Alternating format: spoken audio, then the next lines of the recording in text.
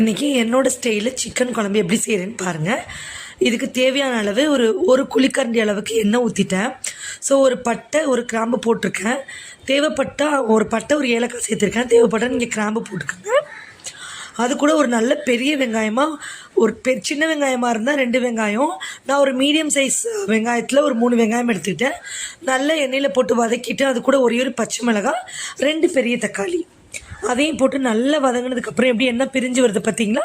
அப்போ ஒரு 1.5 ஸ்பூன் அளவுக்கு இஞ்சி பூண்டு பேஸ்ட் சேர்த்துட்டேன். நான் சிக்கன் ஒரு 1/4 கிலோ அளவுக்கு தான் எடுத்திருக்கேன் சிக்கன் குழம்புக்கு. ஸோ நல்லா பாருங்கள், இது இஞ்சி பூண்டு பேஸ்ட்டில் நல்ல எண்ணெயில் வதங்கினதுக்கப்புறம் தனி மிளகாத்தூள், இது நான் கடையில் வாங்கின மிளகாத்தூள்னால கொஞ்சம் கம்மியாக சேர்த்துருக்கேன்.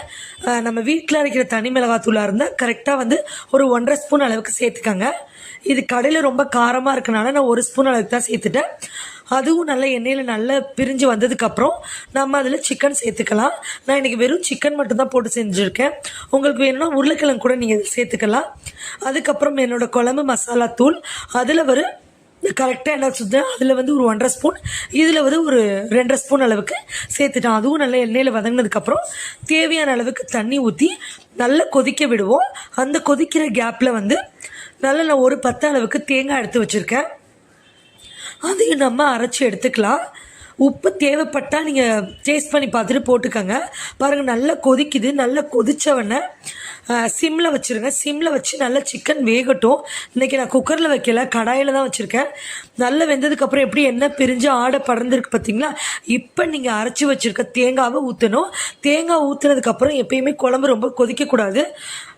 லைட்டாக கொதித்ததுக்கப்புறம் கொத்தமல்லி தூவி இறக்குங்க.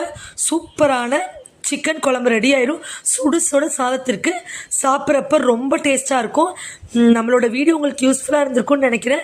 நிறைய பேர் பார்க்குறீங்க. சப்ஸ்கிரைப் பண்ணிவிட்டு பார்த்தீங்கன்னா கொஞ்சம் சப்போர்ட் பண்ணுற மாதிரி இருக்கும். மறக்காமல் என்னோடய சேனலை சப்ஸ்கிரைப் பண்ணி சப்போர்ட் பண்ணுங்கள். இந்த ரெசிபி ட்ரை பண்ணி பார்த்துட்டு கமெண்ட்டில் சொல்லுங்கள். பாய்.